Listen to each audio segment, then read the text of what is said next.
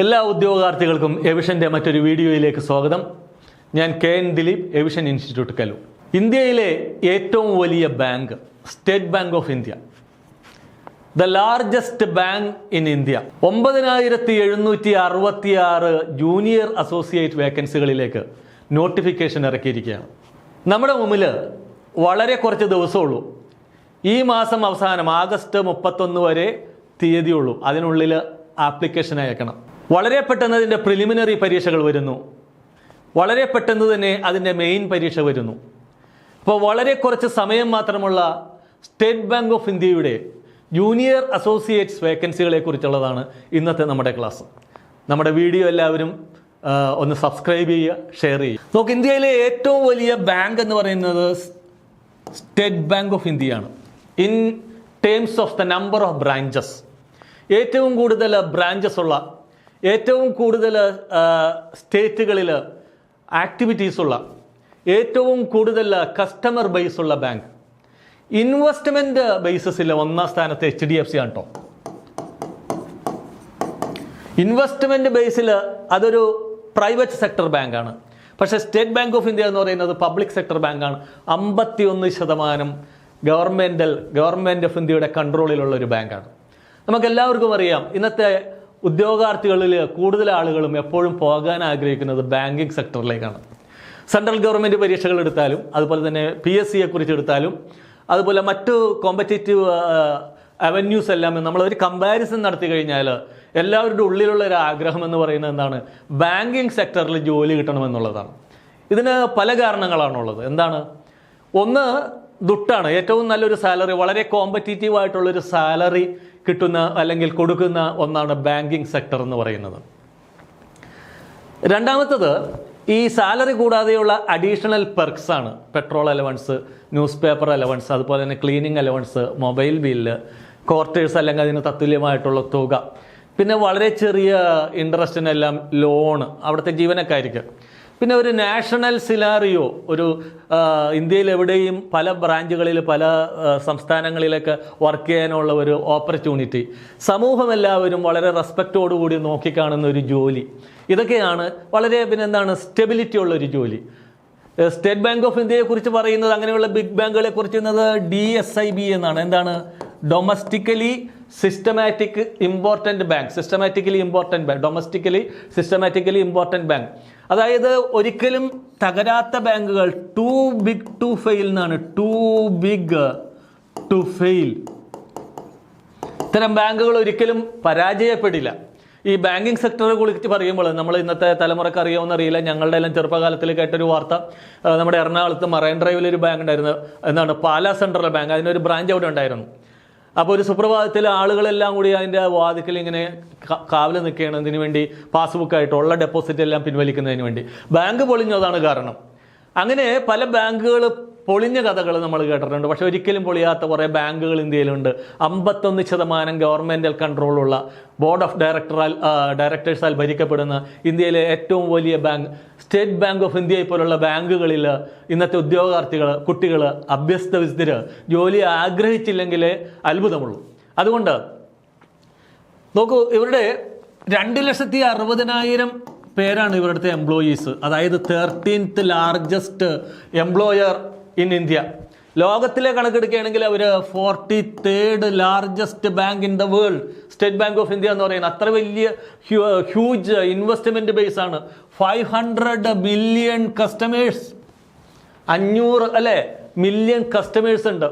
ലോകത്തിലെ ഏറ്റവും വലിയ ബാങ്ക് ഏതാണെന്ന് നിങ്ങളോട് ആരെങ്കിലും ചോദിക്കുക. അപ്പോൾ industrial and commercial bank of China, അതും ലാർജ് നമ്പർ ഓഫ് ബ്രാഞ്ചസ് വെച്ചിട്ടാണ്. പക്ഷേ ഇൻവെസ്റ്റ്മെന്റ് വെച്ചിട്ട് ലോകത്തിലെ ഏറ്റവും വലിയ ബാങ്ക് എന്ന് പറയുന്നത് JP Morgan ആണ്, അമേരിക്ക. രണ്ടാം സ്ഥാനം അവിടുത്തെ തന്നെ അമേരിക്കക്കാരുടെ ബാങ്ക് ഓഫ് അമേരിക്കയാണ്. അങ്ങനെയെല്ലാം അതെല്ലാം മറ്റൊരു ക്ലാസ്സിൽ നമ്മൾ നോക്കുന്നുണ്ട്. പക്ഷേ എന്തുകൊണ്ട് എല്ലാ ആളുകളും സ്റ്റേറ്റ് ബാങ്ക് ഓഫ് ഇന്ത്യയുടെ പോസ്റ്റിലേക്ക് പോകുന്നത്? നമ്മൾ ഇന്ന് ജൂനിയർ അസോസിയേറ്റ്സിൻ്റെ പ്രത്യേകതകളാണ് ഇന്ന് ഇവിടെ നോക്കാൻ പോകുന്നത്. നോക്കൂ, 9766 വേക്കൻസികളിലേക്കാണ് അപേക്ഷ ക്ഷണിച്ചിരിക്കുന്നത്. നമ്മൾ പറഞ്ഞതാണ്. 9766 വേക്കൻസി എന്ന് പറയുമ്പോൾ എല്ലാ ആളുകൾക്കും എല്ലാവർക്കും അപേക്ഷിക്കാൻ പറ്റാവുന്ന വേക്കൻസികളല്ല. 9766 7680 റെഗുലർ വേക്കൻസീസ് എന്ന് പറയുന്നത്. 7650 റെഗുലർ വേക്കൻസികളും 2086 ബാക്ക്ലോഗ് വേക്കൻസികളുമാണ്. എന്താണ് ബാക്ക്ലോഗ് വേക്കൻസികൾ എന്ന് പറയുന്നത്? കഴിഞ്ഞ വർഷം പരീക്ഷയുടെ സമയത്ത് അത് റിക്രൂട്ട്മെന്റ് സമയത്ത് ജോയിൻ ചെയ്യാത്ത ആളുകൾ, അല്ലെങ്കിൽ ചില സ്പെഷ്യൽ കാറ്റഗറികളൊക്കെ ഉണ്ട്. Economical weaker sections, scheduled caste, scheduled tribes, അതുപോലെ തന്നെ എന്താണ് ഫിസിക്കലി പേഴ്സൺ വിത്ത് എന്താണ് പറയുക ബെഞ്ച് മാർക്ക് ഡിസബിലിറ്റീസ്, ഇങ്ങനെയുള്ള വിഭാഗങ്ങൾക്കെല്ലാം ഒരു പ്രത്യേക കാറ്റഗറി അല്ലെങ്കിൽ പ്രത്യേക നമ്പർ നമ്മൾ മാറ്റി വെച്ചിട്ടുണ്ട്. അത് നികത്തപ്പെടാതെ കിടക്കുകയാണെങ്കിൽ അടുത്ത റിക്രൂട്ട്മെന്റിൽ ആ വേക്കൻസികളും കൂടി ക്യാരി ഫോർവേഡ് ചെയ്തിട്ടാണ് ടോട്ടൽ വേക്കൻസികൾ നമ്മൾ അനൗൺസ് ചെയ്യുക. അങ്ങനെ നികത്തപ്പെടാതെ ഇതെല്ലാവർക്കും അപേക്ഷിക്കാൻ പറ്റില്ല. കാരണം എന്താണ്, ഈ ബാക്ക്ലോഗുകൾ വേക്കൻസികളെല്ലാം ഏതെല്ലാം വിഭാഗത്തിന് മാറ്റി വെച്ചിട്ടുള്ളതാണോ അവർക്കാണ് അപേക്ഷിക്കാൻ പറ്റുക. ഇപ്പം ചില സ്റ്റേറ്റുകളെ സംബന്ധിച്ചിടത്തോളം കേരളത്തിൽ ഈ തവണത്തെ നോട്ടിഫിക്കേഷനിൽ റെഗുലർ വേക്കൻസികൾ ഒന്നും റിപ്പോർട്ട് ചെയ്യപ്പെട്ടില്ല എന്നാണ് അറിയുന്നത്. പക്ഷേ ബാക്ക്ലോഗ് വേക്കൻസികൾ ഇപ്പോൾ OBCയുടെ എല്ലാം ബാക്ക്ലോഗ് വേക്കൻസികളുണ്ട്. അപ്പോൾ OBCയിൽ വരുന്ന വിദ്യാർത്ഥികൾക്ക് ഇതിനകത്ത് അപേക്ഷിക്കാൻ പറ്റും. അങ്ങനെ റെഗുലർ വേക്കൻസി എന്ന് പറയുന്ന ഇന്ത്യയിലെ എല്ലാ സ്റ്റേറ്റുകളിലും പല സ്റ്റേറ്റുകൾ, അതുപോലെ തന്നെ സോണുകൾ ബേസ് ആയിട്ടുള്ള വേക്കൻസികളാണ് 9766 എന്ന് പറയുന്നത്. റെഗുലർ വേക്കൻസി 7680, അതുപോലെ തന്നെ ബാക്ക്ലോഗ് വേക്കൻസി 2086. നോട്ടിഫിക്കേഷൻ വന്നത് ഈ 11-ാം തീയതിയാണ്. ആപ്ലിക്കേഷൻ അന്ന് മുതൽ സ്വീകരിച്ചു തുടങ്ങി. 31-ാം തീയതി, ആഗസ്റ്റ് 31-ാം തീയതി വരെയാണ് തീയതി ഉള്ളത്. കേവലം 2 ആഴ്ചകൾ മാത്രമാണ് ഉദ്യോഗാർത്ഥികളുടെ മുമ്പിലുള്ളത്. നിങ്ങളെല്ലാവരും ഇനി അവസാനത്തെ ദിവസത്തിന് വേണ്ടി കാത്തിരിക്കേണ്ട. അവസാനത്തെ ദിവസത്തിൽ ഈ സർട്ടിഫിക്കറ്റുകളെല്ലാം സംഘടിപ്പിച്ചിട്ട് അവസാനം വെബ്സൈറ്റ് എല്ലാം ഹാങ് ആകുന്ന ഒരു ദിവസത്തിന് വേണ്ടി നിങ്ങളെല്ലാവരും കാത്തിരിക്കേണ്ട. അടുത്ത ദിവസങ്ങളിലെല്ലാം ഓണവും ആഘോഷമൊക്കെയാണ്. അപ്പോൾ എത്രയും പെട്ടെന്ന് എല്ലാവരും അപേക്ഷ സമർപ്പിക്കാതിനുള്ള നടപടികൾ സ്വീകരിക്കുക. ഇപ്പോൾ സ്റ്റേറ്റ് ബാങ്ക് ഓഫ് ഇന്ത്യയുടെ ജൂനിയർ അസോസിയേറ്റ് പരീക്ഷയുടെ ഡേറ്റുകൾ നമ്മളെല്ലാവരും ഒന്ന് നോക്കുന്നത് നന്നായിരിക്കും. എന്ന് നോക്കൂ, നമുക്ക് അപേക്ഷ അയക്കാനായിട്ട് ആഗസ്റ്റ് 31-നുള്ളിൽ വിൻഡോസ് ക്ലോസ് ചെയ്യും. അതായത് 15 ദിവസങ്ങൾ മാത്രമേ നമ്മുടെ മുന്നിലുള്ളൂ. ഈ 15 ദിവസങ്ങൾക്കുള്ളിൽ നിങ്ങൾ അപേക്ഷകൾ അയക്കണം. അപേക്ഷ അയക്കുമ്പോൾ അതിന് വേണ്ട സർട്ടിഫിക്കറ്റുകളെല്ലാം നേരത്തെ വാങ്ങിച്ചു വെച്ചിരിക്കണം. അതിനകത്ത് തെറ്റുകളൊന്നും ഉണ്ടാകാൻ പാടില്ല. അപ്പോൾ ആ ചുരുങ്ങിയ ദിവസങ്ങൾക്കുള്ളിൽ അപേക്ഷ കൊടുക്കണം. പിന്നെ പ്രിലിമിനറി റൗണ്ട് ഓഫ് എക്സാംസ് ആണ് അതിനകത്ത് പറഞ്ഞിരിക്കുന്നത്. നോക്കൂ, 26, 27 സെപ്റ്റംബർ മാസം, പിന്നെ ഒക്ടോബർ 3, 3 ദിവസങ്ങളിലായിട്ട് പ്രിലിമിനറി പരീക്ഷ വളരെ പെട്ടെന്ന് അടിച്ചു തീർക്കും അവർ. അത് കഴിഞ്ഞിട്ട് അതിൻ്റെ മെയിൻ പരീക്ഷ എന്ന് പറയുന്നത് 23 നവംബർ 23-ന്. ഇതെല്ലാം ഒരു ടെൻറ്റേറ്റീവ് ആയിട്ടുള്ള ഡേറ്റ് ആണ് കേട്ടോ. ഇതേവരെയുള്ള നോട്ടിഫിക്കേഷൻ വെച്ചിട്ട് പലപ്പോഴും ഡേറ്റുകൾ അങ്ങോട്ടും ഇങ്ങോട്ടുമൊക്കെ കുറച്ചെല്ലാം മാറാറുണ്ട്. ടെൻറ്റേറ്റീവ് ആയിട്ടുള്ള ദിവസങ്ങളാണ്. നമുക്ക് പ്രിലിമിനറി പരീക്ഷയ്ക്ക് വളരെ കുറച്ച് ദിവസങ്ങളുള്ളൂ. അത് കഴിഞ്ഞാൽ പിന്നെ നിങ്ങൾക്ക് മെയിൻ പരീക്ഷകൾക്ക് തയ്യാറെടുക്കുന്നതിന് വളരെ കുറച്ചേ ഉള്ളൂ. അപ്പോൾ എവിഷൻ ഇൻസ്റ്റിറ്റ്യൂട്ട് നിങ്ങൾക്കായിട്ടൊരു ക്രാഷ് ബാച്ച് ആരംഭിച്ചിട്ടുണ്ട്. ഈ മാസം 17-ാം തീയതി ആരംഭിക്കുകയാണ്. നിങ്ങളെല്ലാവരും എത്രയും പെട്ടെന്ന് ഞങ്ങളുടെ ഓഫീസുമായിട്ട് ബന്ധപ്പെട്ട് അഡ്മിഷൻ്റെ കാര്യങ്ങൾ മനസ്സിലാക്കേണ്ടതാണ്. അപ്പോൾ ഇതാണ് നമ്മളുടെ എക്സാമിൻ്റെ ഷെഡ്യൂൾ എന്ന് പറയുന്നത്. ഇനി നോക്കൂ, കാറ്റഗറി വൈസ് നമ്മൾ അടക്കേണ്ട ഫീസ് ഏതാണെന്ന് നോക്കാം. അതായത് കാറ്റഗറി എല്ലാവർക്കും, ജനറൽ ആയാലും OBC ആയാലും എക്കണോമിക് വീക്കർ സെക്ഷൻ ആയാലും എല്ലാത്തിനും 750 രൂപ വെച്ച് അടക്കണം. എല്ലാവരും അടക്കണം പൈസ. പക്ഷേ എക്സംപ്റ്റഡ് ആയിട്ടുള്ള അല്ലെങ്കിൽ ഇത് പൈസ കൊടുക്കാത്ത ചില കാറ്റഗറികളൊക്കെ ഉണ്ട്. അതെല്ലാമാണ് SC, ST, person with bench mark disability, ex servicemen, disabled ex servicemen. അപ്പോൾ ഇങ്ങനെയുള്ള ആളുകൾക്കൊന്നും പൈസ വേണ്ട അപേക്ഷിക്കുമ്പോഴേക്കും. അപ്പോൾ ജൂനിയർ അസോസിയേറ്റ്സിന്, ജനറലിനും OBCക്കും EWSനും എല്ലാം ഒരേ റേറ്റാണ് 750 രൂപ വെച്ച് അടയ്ക്കേണ്ടതാണ്. ഇനി ഇതിൻ്റെ ഏജ് ലിമിറ്റ് എന്ന് പറയുന്നത് 20-നും 28-നും ഇടയ്ക്കാണ്. ജനറൽ കാറ്റഗറി ഏജ് ലിമിറ്റാണ് ഞാൻ ഈ പറയുന്നത്. 20-നും 28-നും ഇടയ്ക്ക്.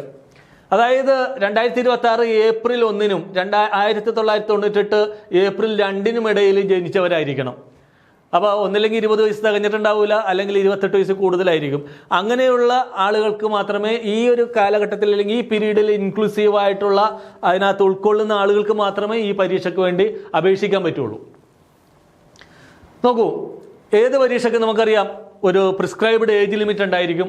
അതോടൊപ്പം തന്നെ നമുക്ക് എന്താണ് ഒരു റിലാക്സേഷൻ ഉണ്ടാകും ചില കാറ്റഗറികൾക്ക് വേണ്ടി. അതിവിടെ നിങ്ങളൊന്ന് നോക്കുന്നതിലായിരിക്കും. എന്താണ്, OBCക്ക് സാധാരണയായിട്ട് എല്ലാ സെൻട്രൽ ഗവൺമെൻറ് പരീക്ഷകൾക്ക് കിട്ടുന്നത് പോലെ 3 വർഷത്തെ റിലാക്സേഷൻ ഉണ്ട്. അതുപോലെ തന്നെ SC/STക്ക് 5 വർഷത്തെ റിലാക്സേഷൻ ഉണ്ട്. Person with bench mark disability, general, economic weaker sections എല്ലാവർക്കും 10 വർഷത്തെ ഇളവ് റിലാക്സേഷൻ ഉണ്ട്. 10 വർഷം, അത് വളരെ ഇമ്പോർട്ടൻ്റ് ആണ്. അതുപോലെ തന്നെ OBCക്ക് 13 വർഷത്തെ ഉണ്ട്. അതായത് ഈ 10 വർഷവും അതുപോലെ തന്നെ അവർ OBCക്കാർ ഫിസിക്കലി ഡിസേബിൾഡ് ആണെങ്കിൽ അവർക്ക് 3 വർഷത്തെ OBCയുടെയും അതുപോലെ തന്നെ 10 വർഷത്തെ ഈ ഡിസബിലിറ്റിയുടെയും വർഷങ്ങൾ കിട്ടും. അതുപോലെ തന്നെ എക്സ് സർവീസ്മെൻ SC/STക്ക് 15 വർഷം കിട്ടും. 10 വർഷം ഡിസബിലിറ്റിയുടെയും അതുപോലെ 5 വർഷം അവരുടെ SC/STയുടെ കാലാവധിയും കിട്ടും. അതോടൊപ്പം തന്നെ എക്സ് സർവീസ്മെന്നിന് സാധാരണ ആസ് പെർ SBI റൂൾസ് എന്നാണ് പറയുന്നത്. സാധാരണയായിട്ട് എപ്പോഴും എക്സ് സർവീസ്മെന്നിന് നമ്മൾ ജോലിക്കെടുക്കുമ്പോൾ അല്ലെങ്കിൽ അവരെ പരീക്ഷയ്ക്ക് അപ്ലൈ ചെയ്യുമ്പോൾ നമ്മൾ കൊടുക്കുന്ന ഒരു റിലാക്സേഷൻ എന്താണെന്ന് വെച്ചാൽ അവർ എത്ര വർഷം സർവീസ് ചെയ്തിട്ടുണ്ടോ. ഇപ്പോൾ ഒരാൾ നേവിയിൽ അല്ലെങ്കിൽ എയർഫോഴ്സിൽ 15 വർഷം സർവീസ് ചെയ്തിട്ടുണ്ട്, അദ്ദേഹത്തിന് ആ സർവീസ് കാലഘട്ടത്തിന് ഈക്വലായിട്ടുള്ള ഡേറ്റും അതോടൊപ്പം തന്നെ 3 വർഷം അഡീഷണലും കൂടി കിട്ടും. Subject to a maximum cap of 50 years of all. 50 വയസ്സിൽ കൂടാൻ പാടില്ല, 50 വയസ്സിന് കൂടാൻ പാടില്ല ഇവരുടെ പ്രായം. അങ്ങനെയാണ് അവർക്കപ്പോൾ 15 മുതൽ 18 വയസ്സ് വരെയുള്ള ഏജ് റിലാക്സേഷൻ കിട്ടാൻ സാധ്യതയുണ്ട്. പിന്നെ 3 സ്റ്റേജുകളിലായിട്ടാണ് ഈ പരീക്ഷകൾ നടത്തുന്നത്. സ്റ്റേറ്റ് ബാങ്ക് ഓഫ് ഇന്ത്യയുടെ ജൂനിയർ അസോസിയേറ്റ് പരീക്ഷ നടത്തുന്നത് 3 സ്റ്റേജുകളിലായിട്ടാണ്. Face 1 preliminary എക്സാമിനേഷനാണ്. നമ്മളതിൻ്റെ ഡേറ്റ് എല്ലാം നോക്കി. അപ്പോൾ പ്രിലിമിനറി പരീക്ഷ എന്ന് പറയുന്നത് ഒരു ക്വാളിഫയിങ് റൗണ്ട് മാത്രമാണ്, ഒരു സ്ക്രീനിങ് ടെസ്റ്റ് മാത്രമാണ്. ആ പരീക്ഷയുടെ മാർക്ക് ഒരിക്കലും മെയിൻ പരീക്ഷയിൽ കാൽക്കുലേറ്റ് ചെയ്യുക അതുപോലെ തന്നെ ആഡ് ചെയ്യുകയോ അത് അപ്പോയിൻമെൻറ്റിന് ഒരു മാനദണ്ഡമായിട്ട് സ്വീകരിക്കുകയോ ചെയ്യാറില്ല. നമുക്ക് ആവശ്യമുള്ളതിനേക്കാളും വളരെയധികം ആപ്ലിക്കൻസ്, ദശലക്ഷക്കണക്കിന് വരുന്ന വിദ്യാർത്ഥികൾ അപേക്ഷിക്കുമ്പോൾ അവരെ എല്ലാവരെയും ഒറ്റ പരീക്ഷയിലൂടെ നമുക്ക് വേർതിരിച്ചെടുക്കാനാവില്ല. അതുകൊണ്ട് ഒരു സ്ക്രീനിങ് ടെസ്റ്റ്. നമ്മൾക്കിപ്പോൾ ഒരു 1500 വേക്കൻസി ആണെങ്കിൽ ഇപ്പോൾ ഇവിടെ 9766 വേക്കൻസികളാണ്. ആവശ്യമുള്ളതിനേക്കാളും 12 ഇരട്ടിയോ അല്ലെങ്കിൽ 10 ഇരട്ടിയോ ആളുകളെയാണ് നമ്മൾ ഈ ഷോർട്ട് ലിസ്റ്റിൽ ഇടുക. അപ്പോൾ ഷോർട്ട് ലിസ്റ്റ് തയ്യാറാക്കുന്നതിന് വേണ്ടി പ്രിലിംസ് റൗണ്ട് പരീക്ഷ പാസ്സാകുമ്പോൾ മൊത്തമുള്ള വേക്കൻസിയുടെ 10ഓ 12ഓ മടങ്ങ് ആളുകളെ ഉൾക്കൊള്ളാവുന്ന രീതിയിലായിരിക്കുള്ളൂ ആ ഷോർട്ട് ലിസ്റ്റ് നമ്മൾ കട്ട് ഓഫ് തീരുമാനിക്കുന്നത്. അപ്പോൾ അങ്ങനെ വരുമ്പോഴേക്കും നോക്ക്, പ്രിലിംസ് പരീക്ഷ എന്ന് പറയുന്നത് അതിൻ്റെ മാർക്കൊന്നും വളരെ വലിയ മാർക്ക് കിട്ടിയെന്ന് വിചാരിച്ചിട്ട് അവർ ജോലി കിട്ടും, SBIയിലേക്ക് ജോലിയായി എന്നൊന്നും ആരും വിചാരിച്ചു പോകരുത്. ഫേസ് 2 മെയിൻ എക്സാമിനേഷനാണ്. ഇതാണ് മോസ്റ്റ് ഇമ്പോർട്ടൻ്റ് എന്ന് പറയുന്നത്. മറ്റൊന്ന്, ഈ ഫേസ് 2 പാസ്സായ ആളുകളുടെ അവിടുത്തെ കട്ട് ഓഫാണ് നമ്മൾ അപ്പോയിൻമെൻറ്റിന് വേണ്ടി തീരുമാനിക്കുന്നത്. അത് പല സ്റ്റേറ്റുകളിലെ വേക്കൻസികളായതുകൊണ്ട് പല സ്റ്റേറ്റുകളിലും വ്യത്യസ്തമായിട്ടുള്ള കട്ട് ഓഫ് ആയിരിക്കും. അത് നിങ്ങൾ ഓർത്തിരിക്കുന്നത് നന്നായിരിക്കും. ഇപ്പോൾ നമ്മൾ പ്രിലിംസ് എഴുതുമ്പോഴേക്കും നമ്മുടെ ഉദ്യോഗാർത്ഥികളെല്ലാവരും കേൾക്കുന്നതിന് വേണ്ടി, ശ്രദ്ധിക്കുന്നതിന് വേണ്ടി പറയാം. നമ്മൾ കേരളത്തിലെ കട്ട് ഓഫ്, പ്രിലിംസിൻ്റെ കട്ട് ഓഫ് വളരെ കുറവായിരിക്കും ചിലപ്പോൾ. അതോടൊപ്പം തന്നെ തമിഴ്നാടിൻ്റെ കട്ട് ഓഫ് അതിനേക്കാളും വളരെ കുറവായിരിക്കും. അതുപോലെ തന്നെ കർണാടകയുടെ കട്ട് ഓഫ് ഇതിൻ്റെ രണ്ടിൻ്റെ ഇടയിലായിരിക്കും. അപ്പോൾ നമ്മൾ വിചാരിക്കും തമിഴ്നാട്ടിലാണെങ്കിൽ വളരെയധികം വേക്കൻസി ഉണ്ട്, അതുകൊണ്ട് അവിടെ പോയി എഴുതാം. കർണാടകയിലും ധാരാളം വേക്കൻസി ഉണ്ട്, കേരളത്തിൽ വേക്കൻസി ഇല്ല. പക്ഷേ നമ്മളെല്ലാവരും മനസ്സിലാക്കേണ്ട ഒരു കാര്യം, ഈ വേക്കൻസികൾ കൂടുതൽ ഉണ്ടായിട്ട് കാര്യമില്ല, നമ്മളവിടെ പോയിട്ട് പരീക്ഷ എഴുതിയിട്ടും കാര്യമില്ല. അതിനകത്ത് ശ്രദ്ധിക്കേണ്ട ചില കാര്യങ്ങൾ ഞാൻ നിങ്ങളുടെ അറിവിലേക്കായിട്ട് മുന്നോട്ട് വെക്കുകയാണ്. ഒന്ന്, ഇപ്പോൾ തമിഴ്നാട്ടിൽ 1460ഓളം വേക്കൻസികളാണ് കഴിഞ്ഞ പരീക്ഷയ്ക്കുണ്ടായിരുന്നത്. ഒരു മാസീവ് ഇൻക്രീസ് ആണ്, large number of vacancies were reported. ഇത്രയും വലിയ റിപ്പോർട്ട് ചെയ്യുമ്പോൾ അതിൻ്റെ 14 അല്ലെങ്കിൽ 12 മടങ്ങ് ആളുകളെ ഷോർട്ട് ലിസ്റ്റിൽ ഉൾക്കൊള്ളിക്കും. അങ്ങനെ വരുമ്പോൾ അവിടെ വളരെ കാഷ്വലായിട്ട് പരീക്ഷ എഴുതുന്ന ആളുകളുടെ എണ്ണം കൂടുതലായിരിക്കും. അതുപോലെ തന്നെ പ്രിപ്പയർഡ് അല്ലാതെ വന്നിട്ട് പരീക്ഷ എഴുതുന്ന ആളുകളുടെ വലിയ സ്റ്റേറ്റ് ആണ്. അപ്പോൾ അവിടെ കട്ട് ഓഫ് എടുക്കുമ്പോൾ, പ്രിലിംസിന് വേണ്ടി കട്ട് ഓഫ് എടുക്കുമ്പോൾ അത് കേരളത്തിൻ്റെ കട്ട് ഓഫിനേക്കാളും കുറവായിരിക്കും. കർണാടകയിലും കമ്പാരിറ്റീവ്ലി കേരളത്തിനേക്കാൾ വലിയൊരു സ്റ്റേറ്റ് ആയതിൻ്റെ പേരിൽ അവിടെയും റിപ്പോർട്ട് ചെയ്യുന്ന വേക്കൻസികളുടെ അവിടുത്തെ സോണിനെയും സ്റ്റേറ്റിൻ്റെയും പ്രത്യേകത വെച്ചിട്ട് കൂടുതൽ വേക്കൻസികൾ ഉണ്ടായിരിക്കും. അതുപോലെ അവിടെയും ഇതുപോലെ പരീക്ഷകൾക്ക് വേണ്ടി വളരെ കാഷ്വലായിട്ട് വന്നെഴുതുന്ന ആളുകളുടെ കൂടുതലായിരിക്കും. കേരളത്തിലെ കുട്ടികൾ കാഷ്വലായിട്ട് പരീക്ഷ എഴുതുന്ന ബാങ്കിങ് സെക്ടറിലേക്ക് വളരെ പ്രിപ്പയർഡ് അല്ലാതെ കാഷ്വലായിട്ട് വന്നെഴുതുന്ന ആളുകളുടെ എണ്ണം കുറവാണ്. അപ്പോൾ പ്രിലിം റൗണ്ട് നോക്കുമ്പോൾ കട്ട് ഓഫ് കേരളത്തിൽ ഒരുമാതിരി നല്ല മാർക്കും തമിഴ്നാട് അതുപോലെ തന്നെ കർണാടകയിലെല്ലാം കുറവാണ്. അപ്പോൾ നിങ്ങൾ വിചാരിക്കും ഇനി അവിടെ പോയി എഴുതിയേക്കാന്ന്. പക്ഷേ മെയിൻ പരീക്ഷയുടെ റിസൾട്ട് വരുമ്പോൾ പ്രിലിംസ് 100 മാർക്കിലാണ്. പക്ഷേ മെയിൻ പരീക്ഷയുടെ റിസൾട്ട് വരുമ്പോൾ അവിടുത്തെ മാർക്ക് എന്ന് പറയുന്നത് 97, 98 നാഷണൽ ഹയസ്റ്റ് മാർക്കുകളിൽ ഒന്നാണ് തമിഴ്നാട്ടിൽ വരുന്നത്. അപ്പം നിങ്ങൾ ആലോചിച്ചിട്ടുണ്ട് എന്തുകൊണ്ടാണ് അത്രയും വലിയ കട്ട് ഓഫ് വരുന്നതെന്ന്. കാരണം എപ്പോഴും ഒരു immense number of prepared candidates, നന്നായിട്ട് തയ്യാറെടുത്ത കുറേ കുട്ടികളുണ്ടായിരിക്കും. അവരുടെ എണ്ണം കേരളത്തിൻ്റെ കുട്ടികളുടെ എണ്ണം വെച്ചിട്ട് വളരെ കൂടുതലാണ്. കാരണം അവിടെ വേക്കൻസിയും കൂടുതലാണ്. അതുപോലെ തന്നെ നന്നായിട്ട് പ്രിപ്പയർ ചെയ്യുന്ന റിപ്പീറ്റഡ് ആയിട്ട് പരീക്ഷകൾ അപ്പിയർ ചെയ്യുന്ന കുട്ടികളുടെ എണ്ണം കൂടുതലായിരിക്കും. അതുകൊണ്ട് അവർ ഫൈനൽ പരീക്ഷ എഴുതുമ്പോൾ ഹൈ കോമ്പറ്റീഷൻ ആയിരിക്കും. അപ്പോൾ അവിടെയുള്ള ആളുകളുടെ എല്ലാ ഈ പെർസെൻറ്റേജ്, അതായത് നന്നായിട്ട് പ്രിപ്പയർ ചെയ്ത റിപ്പീറ്റേഴ്സിൻ്റെ എല്ലാം പെർസെൻറ്റേജ് വളരെ കൂടുതലായതുകൊണ്ട് തന്നെ കോമ്പറ്റീഷനും വളരെ ഹൈ ആയിരിക്കും. അതുകൊണ്ട് ഫൈനൽ റൗണ്ടിൽ മെയിൻ പരീക്ഷയിൽ അവിടുത്തെ കട്ട് ഓഫ് നാഷണൽ ലെവലിനൊപ്പം നിൽക്കും. അതുപോലെ തന്നെയാണ് കർണാടകയെയും, അവിടെയും ഇതുപോലെ തന്നെ ഹൈ ലെവൽ മാർക്കായിരിക്കും, കോമ്പറ്റീഷൻ ആയിരിക്കും അവിടെ. ഇത്തവണ കേരളത്തിൽ വേക്കൻസികൾ കുറവാണ്, റെഗുലർ അപ്പോയിൻമെൻറ്റുകളൊന്നും കാണിച്ചിട്ടില്ല, ബാക്ക്ലോഗ് വേക്കൻസികളാണുള്ളത്. പിന്നെ അപ്പോൾ നമ്മൾക്കിവിടെ കൂടുതൽ വേക്കൻസികളുള്ള മറ്റ് സ്റ്റേറ്റുകളിൽ എവിടെ എഴുതുന്നതൊന്നും കുഴപ്പമില്ല. അവിടെ മൂന്നാമതൊരു റൗണ്ട് ഉണ്ട്. മൂന്നാമത്തെ റൗണ്ട് എന്ന് പറയുന്നത് ലോക്കൽ ലാംഗ്വേജ് പ്രൊഫഷൻസി ടെസ്റ്റാണ്. ഈ ലോക്കൽ ലാംഗ്വേജ് പ്രൊഫഷൻസി ടെസ്റ്റ് നമ്മൾ പാസ്സാകണം. ഇപ്പം നമ്മൾക്ക് കേരളത്തിൽ ഇംഗ്ലീഷ്, ഹിന്ദി, മലയാളം 3 ഭാഷകളിൽ എഴുതാം. മലയാളത്തിൽ എഴുതാം. അപ്പം മലയാളത്തിൽ എഴുതുന്നത് വളരെ വളരെ ആവേശകരമായിട്ടുള്ളൊരു കാര്യമാണ് അല്ലേ. എന്താണ്, നമ്മുടെ ഭാഷയിൽ പരീക്ഷ എഴുതാൻ പറ്റും. നമുക്ക് വളരെ ടഫായിട്ടുള്ള കാര്യങ്ങൾ വളരെ ഈസി ആയിട്ട് പെട്ടെന്ന് വായിച്ച് നമ്മുടെ മാതൃഭാഷയുടേതായിട്ടുള്ളൊരു അഡ്വാൻറ്റേജ് അവിടെ ഉണ്ടാവും. മറ്റുള്ള സ്റ്റേറ്റുകളിൽ നമ്മൾ ഇപ്പോൾ തമിഴ്നാട്ടിൽ പോകുമ്പോൾ അതുപോലെ തന്നെ അവിടെ തമിഴ്, അതുപോലെ തന്നെ ഹിന്ദി, ഇംഗ്ലീഷ് ആയിരിക്കുള്ളൂ. അപ്പോൾ നമ്മൾ ഇതൊരു ജൂനിയർ അസോസിയേറ്റ്സ് എന്ന് പറയുന്ന ഒരു വേക്കൻസിയാണ്. എന്തുകൊണ്ടാണ് ജൂനിയർ അസോസിയേറ്റ്സ് എന്നുള്ള പേര് മാറ്റിയതെന്ന് അറിയാമോ? പണ്ട് നമ്മളൊരു വളരെ പതിയെ ഒരു പരമ്പരാഗതമായ രീതിയിൽ നമ്മൾ ക്ലർക്ക്, ബാങ്കിൽ ക്ലർക്ക് എന്ന് പറഞ്ഞാൽ custodian of informations like journals and entries, books, ഇതൊക്കെ നോക്കുന്ന ഒരാളാണ്. പക്ഷേ ഇന്ന് ബാങ്കിങ് സിനാറിയോ ആകെപ്പാടെ മാറി. ബാങ്കിങ് സിനാറിയോസ് എന്ന് പറയുന്നത് ഇപ്പോൾ കസ്റ്റമർ റിലേഷൻഷിപ്പ്, അതുപോലെ തന്നെ AI യൂസ്, അങ്ങനെ വളരെയധികം ആധുനികവൽക്കരിക്കപ്പെടുന്ന ബാങ്കിങ് സങ്കേതങ്ങളാണ് എല്ലായിടത്തും ഉപയോഗിക്കുന്നത്.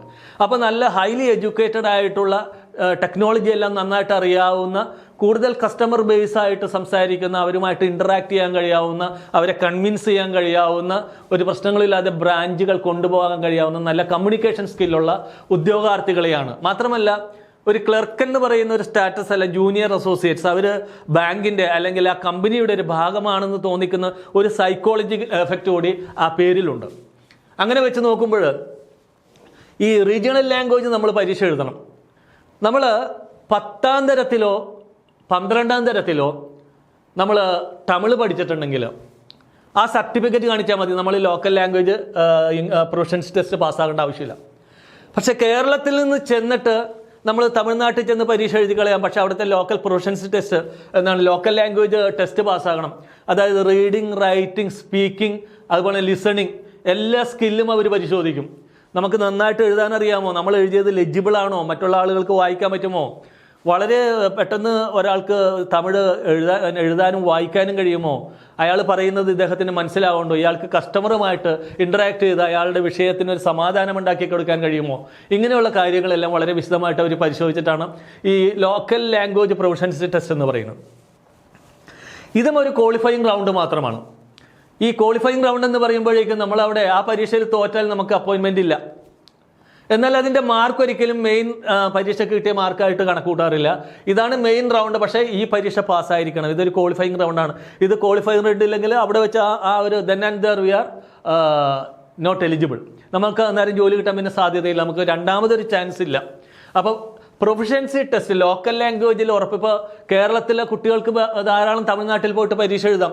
പാലക്കാട് ജില്ലയിലെ അതിർത്തികളിൽ പണ്ട് തമിഴ്നാടുമായിട്ടുണ്ടായിരുന്നു. ഇപ്പോൾ മലബാറിലെല്ലാം, മലബാർ പ്രൊവിൻസിൻ്റെ ഭാഗമായിരുന്ന ഏരിയ, ഇടുക്കി ഹൈ റേഞ്ചിലെല്ലാം അതുപോലെ തന്നെ തമിഴ് ഭാഷ സംസാരിക്കുന്ന, എഴുതാൻ അറിയാവുന്ന നമ്മുടെ മൂന്നാർ പോലുള്ള ഭാഗങ്ങൾ, കൊല്ലം ജില്ലയുടെ ഭാഗങ്ങൾ, തിരുവനന്തപുരത്ത് കന്യാകുമാരി ജില്ലയുടെ അതിർത്തി പ്രദേശങ്ങളിൽ കിടക്കുന്ന ഭാഗങ്ങൾ, അവിടെയെല്ലാം ഉള്ള ആളുകൾക്ക് അവിടെ പോയി എഴുതാം. കാരണം ഈ പ്രൊഫഷൻസി ടെസ്റ്റ് ഈസി ആയിട്ട് അവരെല്ലാവരും പാസ്സാവും. ഒട്ടും തമിഴുമായിട്ട് തമിഴ് സിനിമ കണ്ടതുകൊണ്ട് കുറച്ച് വാക്കുകൾ പറയാൻ അറിയാമെന്ന് വിചാരിച്ചിട്ട് ഉടനെ തന്നെ ലോക്കൽ പ്രൊഫഷൻസി ടെസ്റ്റ് പാസ്സാകുമെന്ന് ആരും വിചാരിക്കരുത്. അവർ ഈ 4 സ്കില്ലുകൾ നോക്കുന്നുണ്ട്. അപ്പോൾ ഇതാണ് ഇതിൻ്റെ പ്രത്യേകത എന്ന് പറയുന്നത്. പ്രിലിംസ് റൗണ്ട് ഉണ്ടായിരിക്കും, മെയിൻ റൗണ്ട് ഉണ്ടായിരിക്കും, അതോടൊപ്പം തന്നെ എന്താണ് ലോക്കൽ ലാംഗ്വേജ് പ്രൊഫഷൻസി ടെസ്റ്റ് ഉണ്ടായിരിക്കും. അപ്പോൾ ജൂനിയർ അസോസിയേറ്റ് പരീക്ഷയുടെ സിലബസ് നമുക്കൊന്ന് പരിശോധിക്കാം. നോക്കൂ, ഈ പരീക്ഷയിൽ അതിനൊരു പ്രത്യേകിച്ച് ഒരു പ്രിസ്ക്രൈബ്ഡ് സിലബസ് ഉണ്ട്. അതിൻ്റെ പ്രിലിംസ് റൗണ്ടിൽ ഏതെല്ലാം ടോപ്പിക്കുകൾ, ഇംഗ്ലീഷ്, ന്യൂമറിക്കൽ എബിലിറ്റി, റീസണിങ്, ഇങ്ങനെയുള്ള കാര്യങ്ങൾ ഈ 3 സെക്ഷനിലും കൂടി എത്ര മാർക്കിനുള്ള ചോദ്യങ്ങൾ പ്രിലിംസ് റൗണ്ടിൽ വരുന്നുണ്ട്, അതിൻ്റെ ടോപ്പിക്കുകൾ ഏതൊക്കെയാണ്, അതോടൊപ്പം തന്നെ മെയിൻ പരീക്ഷയ്ക്കുള്ള ടോപ്പിക്കുകൾ ഏതൊക്കെയാണ്, അതിൻ്റെ സിലബസിൽ എത്ര ചോദ്യങ്ങളുണ്ടായിരിക്കും, ഇതെല്ലാം വളരെ വിശദമായിട്ട് നോട്ടിഫിക്കേഷനിൽ പരാമർശിക്കുന്നുണ്ട്. അല്ലെങ്കിൽ നിങ്ങൾക്ക് ധാരാളം ലിറ്ററേച്ചറുകൾ ഇന്ന് സോഷ്യൽ മീഡിയയിലെല്ലാം അവൈലബിൾ ആണ്. നിങ്ങൾ അത് വളരെ വിശദമായിട്ട് സിലബസിനെ കുറിച്ച് വളരെ വ്യക്തമായൊരു ധാരണ വേണം. ഞാൻ ഒരു ഉദാഹരണത്തിന് ഞാനിവിടെ സിലബസ് പ്രിലിംസിൻ്റെ പ്രിലിംസ് റൗണ്ടിൻ്റെ സിലബസിനെ കുറിച്ചൊന്ന് നോക്കുകയാണ്.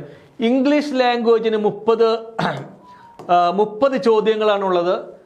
30 മാർക്ക് കൊണ്ട് ഓരോ ചോദ്യത്തിനും ഓരോ മാർക്ക്. നോക്കൂ, പക്ഷേ അതിനകത്ത് ആൻസർ ചെയ്യാനായിട്ട് നിങ്ങൾക്ക് കിട്ടുന്ന സമയം എന്ന് പറയുന്നത് കേവലം 20 മിനിറ്റ് മാത്രമാണ്. അതായത് ഒരാൾ ഒരു 40 സെക്കൻഡിനുള്ളിൽ നമുക്ക് ഒരു ചോദ്യത്തിന് ഉത്തരം എഴുതാൻ പറ്റണം. അപ്പോൾ നമ്മൾ ഏതെങ്കിലും ഒരു സെക്ഷനിൽ ഒന്നില്ലെങ്കിൽ ഇംഗ്ലീഷിൽ വളരെ സ്ട്രോങ് ആയിരിക്കും, അല്ലെങ്കിൽ നമ്മൾ ന്യൂമറിക്കൽ എബിലിറ്റിയിൽ കോൺസിൽ നമ്മൾ സ്ട്രോങ് ആയിരിക്കും, അല്ലെങ്കിൽ റീസണിങ് ആൻഡ് മെൻ്റൽ എബിലിറ്റിയിൽ നമ്മൾ സ്ട്രോങ് ആയിരിക്കും, ചിലപ്പോൾ ഏതെങ്കിലും ഒരു വിഷയത്തിൽ നമ്മൾ ബാക്കിലായിരിക്കും. അതുകൊണ്ട് നമ്മൾ വിചാരിക്കും നമ്മളുടെ ഏറ്റവും പ്രധാനപ്പെട്ട വിഷയം എന്ന് പറയുന്നത് ഇംഗ്ലീഷാണ്, ഇംഗ്ലീഷ് വളരെ പെട്ടെന്ന് ചെയ്ത് കഴിയാം എന്ന് വിചാരിച്ചിട്ട് നമ്മൾ അല്ലെങ്കിൽ കുറച്ച് സമയം എടുത്താൽ 20 മാർക്കും മേടിക്കണം. അപ്പോൾ നമ്മൾ ഇതിന് അതിനുവേണ്ടി കൂടുതൽ സമയം ചെലവഴിച്ചു, അല്ലെങ്കിൽ ഒരെണ്ണത്തിന് കൂടുതൽ സമയം ചെലവഴിക്കാമെന്നൊന്നും വിചാരിച്ചിട്ട് കാര്യമില്ല. കാരണം 20 മിനിറ്റ് കഴിയുമ്പോഴേക്ക് ഓട്ടോമാറ്റിക്കായിട്ട് നിങ്ങൾ അതിനകത്ത് ആൻസർ ചെയ്യുന്ന നിങ്ങളുടെ സമയം കഴിഞ്ഞ് നിങ്ങൾ അടുത്ത സെക്ഷനിലേക്ക് പോകും. അപ്പോൾ ഈ പറഞ്ഞിരിക്കുന്ന പ്രിസ്ക്രൈബ്ഡ് ടൈമിനുള്ളിൽ പറഞ്ഞിരിക്കുന്ന സമയത്തിനുള്ളിൽ ആ നമ്പർ ഓഫ് ക്വസ്റ്റ്യൻസ് മാക്സിമം നിങ്ങൾ ചെയ്യാൻ പറ്റുന്നിടത്താണ് നിങ്ങളുടെ വിജയം എന്ന് പറയുന്നത്. അതുപോലെ തന്നെ ന്യൂമറിക്കൽ എബിലിറ്റി നോക്കൂ, അവിടെ ഒരു 34 സെക്കൻഡാണ് നിങ്ങൾക്ക് കിട്ടുക ഒരു ചോദ്യം ചെയ്യുന്നതിന് വേണ്ടി. 1 മിനിറ്റ് ഒരിക്കലും കിട്ടാറില്ല. അത്തരം ചെറിയ ഒരു സമയത്തിനുള്ളിൽ ഒരു ക്വാണ്ടിറ്റേറ്റീവ് ആപ്റ്റിറ്റ്യൂഡിൻ്റെ ആൻസർ നിങ്ങൾ കണ്ടുപിടിച്ചെഴുതണം. 35 ചോദ്യങ്ങൾ 20 മിനിറ്റാണ് അവിടെയും തരുന്നത്.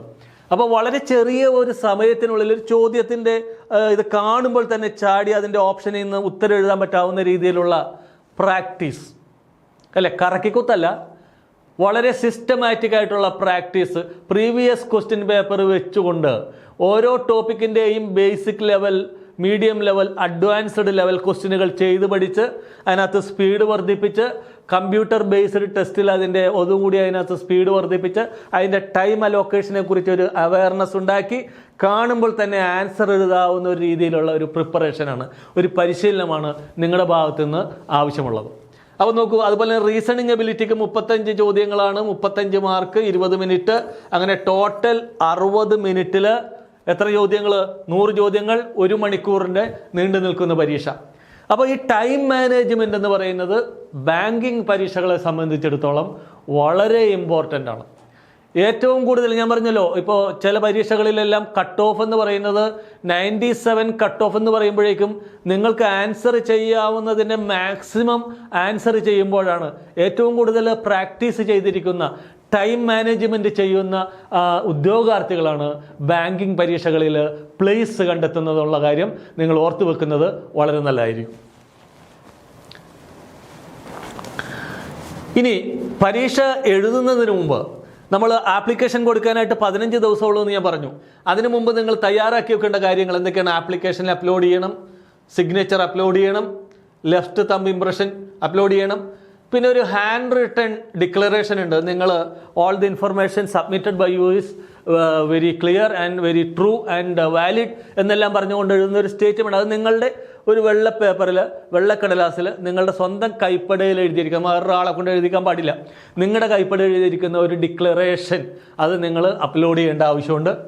പിന്നെ ഗ്രാജുവേഷൻ സർട്ടിഫിക്കറ്റ്, അതിൻ്റെ ക്വാളിഫിക്കേഷൻ തെളിയിക്കുന്നതിന് വേണ്ടി, ഡേറ്റ് ഓഫ് ബർത്ത് തെളിയിപ്പിക്കുന്നതിന് വേണ്ടി എന്താണ് 10th certificate, ID proof, Aadhaar, അതുപോലെ തന്നെ കാറ്റഗറി സർട്ടിഫിക്കറ്റ്, നിങ്ങൾക്ക് ഏജ് റിലാക്സേഷൻ ആവശ്യമുണ്ട്, നിങ്ങൾ എന്താണ് പറയുന്നത് ഫിസിക്കലി ഡിസേബിൾഡ് ആണ്, അങ്ങനെയുള്ള കാര്യങ്ങൾ തെളിയിക്കുന്നതിന് വേണ്ടിയുള്ള സർട്ടിഫിക്കറ്റ്, അതുപോലെ തന്നെ ഡിസബിലിറ്റിയുടെ സർട്ടിഫിക്കറ്റ്, അങ്ങനെ ആവശ്യമുള്ള എല്ലാ സർട്ടിഫിക്കറ്റുകളും നിങ്ങൾ നേരത്തെ എടുത്ത് വെച്ചിരിക്കണം.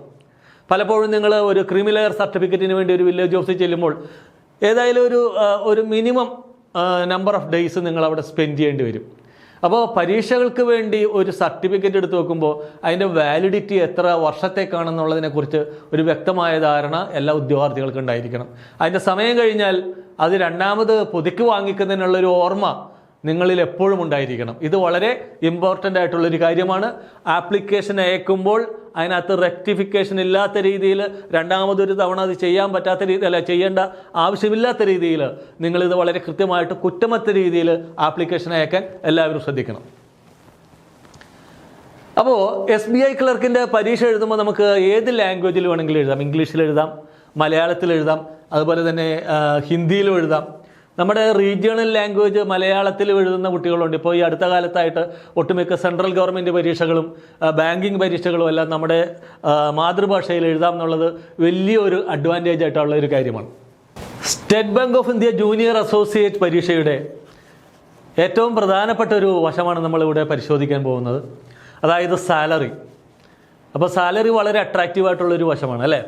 അപ്പോൾ എല്ലാ വിദ്യാർത്ഥികളും ഉദ്യോഗാർത്ഥികളും ശ്രദ്ധിച്ചിരിക്കുക. അതായത് ബേസിക് എന്ന് പറയുന്നത് 24,000 മുതൽ, അതുപോലെ തന്നെ അതിൻ്റെ ലിമിറ്റ് എന്ന് പറയുന്നത് 64,480 ആണ്.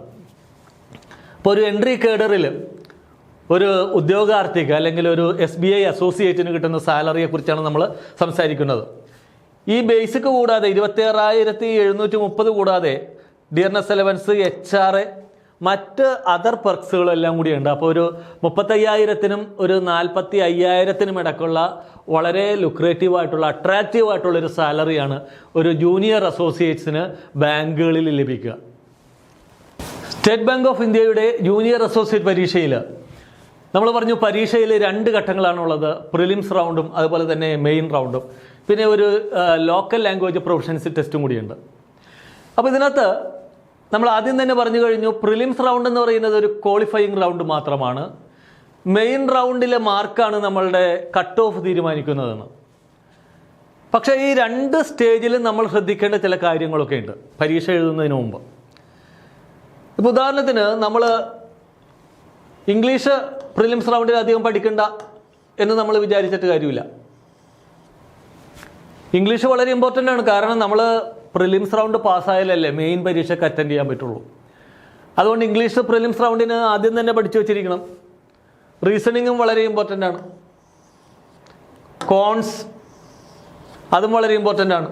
പിന്നെ നമ്മൾ പ്രിലിംസ് റൗണ്ടിന് ജനറൽ ഫിനാൻഷ്യൽ അവയർനെസ് എന്ന് പറയുന്ന ഒരു ടോപ്പിക് ഉണ്ട്. കുറേ ടോപ്പിക്കുകൾ, അതായത് റിസർവ് ബാങ്ക്, അതിൻ്റെ functions, capital market, money market, അതുപോലെ തന്നെ planning, general financial terms, economic scenario of India, ഇങ്ങനെ ഇന്ത്യയുടെ സാമ്പത്തികമായ അല്ലെങ്കിൽ അങ്ങനെയുള്ള കാര്യങ്ങൾ, ഫിനാൻസുമായിട്ട് ബന്ധപ്പെട്ട, ബാങ്കിങ്ങൊക്കെ ആയിട്ട് ബന്ധപ്പെട്ട കുറേ ആ പേപ്പറുകൾ, ടോപ്പിക്കുകൾ വളരെ വളരെ നല്ല രീതിയിൽ നിങ്ങൾക്ക് പഠിച്ചു നോക്കാൻ കഴിയണം. അത് നിങ്ങളുടെ ബേസിക് ആയിട്ടുള്ള പ്രിലിമിനറി റൗണ്ട് ചോദിച്ചില്ലെങ്കിലും മെയിൻ റൗണ്ടിൽ ഒരു ഡിസൈസീവ് ആയിട്ടുള്ളൊരു കമ്പോണൻ്റ് ആണത്. കാരണം ആ പരീക്ഷയ്ക്ക് ആ മാർക്ക് നിങ്ങൾ സ്കോർ ചെയ്യുന്നതനുസരിച്ചിരിക്കും നിങ്ങളുടെ കട്ട് ഓഫ് തീരുമാനിക്കുക. അത് വളരെ ഇമ്പോർട്ടൻ്റ് ആണ്. പിന്നെ ഈ കമ്പ്യൂട്ടർ ആപ്റ്റിറ്റ്യൂഡ് എന്ന് പറയുന്നത് ഇതിന് പ്രത്യേകിച്ച് സെക്ഷനൊന്നുമില്ല. പക്ഷേ ഇവിടെ ഈ മെയിൻ റൗണ്ടിൽ ഇതൊരു റീസണിങ്ങിൻ്റെ ഭാഗമായിട്ട് ചോദിക്കുന്നുണ്ട്, കമ്പ്യൂട്ടർ അവയർനെസ്, അത് ക്ലറിക്കൽ പരീക്ഷയിൽ. അതുപോലെ തന്നെ പിന്നെ സ്പീഡ് എന്ന് പറയുന്നത് 2 ഘട്ടങ്ങളിലും വളരെ ഇമ്പോർട്ടൻ്റ് ആണ്. സ്പീഡ് ഇല്ലാതെ നിങ്ങൾ പ്രിലിംസും പാസ്സാകില്ല, മെയിൻസും പാസ്സാകില്ല. ആ പ്രിലിംസിലെ സ്റ്റേറ്റ് ലെവൽ കട്ട് ഓഫിലേക്ക് കടന്നു വിടണമെങ്കിൽ നിങ്ങൾക്ക് ഇവിടെയും നല്ല കോമ്പറ്റീഷൻ ഉണ്ട്. നിങ്ങളെക്കാളും മിടുക്കരായിട്ടുള്ള വിദ്യാർത്ഥികളുമായിട്ട് കോമ്പീറ്റ് ചെയ്യുന്നത്. അതുകൊണ്ട് നമ്മളുടെ സ്പീഡ് എന്ന് പറയുന്നത് വളരെ ഇമ്പോർട്ടൻ്റ് ആണ്. ഞാൻ പറഞ്ഞല്ലോ, പല ഈ 35 മാർക്ക് 35 ചോദ്യങ്ങൾ 20 മിനിറ്റിനുള്ളിൽ ചെയ്തു തീർക്കുക എന്ന് പറയുന്ന ഒരു ഹെർക്കൂലിയൻ ടാസ്കിലേക്ക് നിങ്ങളെ എത്തിക്കുന്നതടുത്താണ് നിങ്ങളുടെ വിജയം ഇരിക്കുന്നത്. അതോടൊപ്പം തന്നെ അക്യുറസി, എല്ലാ കാര്യങ്ങളും വളരെ കൃത്യമായിട്ട് ചെയ്യുക. ഫൈനൽ മെറിറ്റിൽ പ്രിലിംസ് റൗണ്ടിലെ മാർക്ക് ഒരിക്കലും കണക്കൂട്ടുന്നതില്ല. മെയിൻസ് റൗണ്ടിൽ കിട്ടിയിരിക്കുന്ന മാർക്ക് മാത്രമാണ് നിങ്ങളുടെ കട്ട് ഓഫ് തീരുമാനിക്കുന്നത്. SBI ജൂനിയർ അസോസിയേറ്റ് പരീക്ഷയെക്കുറിച്ചുള്ള ചില വിവരങ്ങളാണ് ഞാനിവിടെ നിങ്ങളുമായിട്ട് പങ്കുവെച്ചത്. ഇതുപോലുള്ള വീഡിയോകൾക്കായിട്ട് ഞങ്ങളുടെ ചാനൽ സബ്സ്ക്രൈബ് ചെയ്യുക, ഷെയർ ചെയ്യുക. നന്ദി, നമസ്കാരം.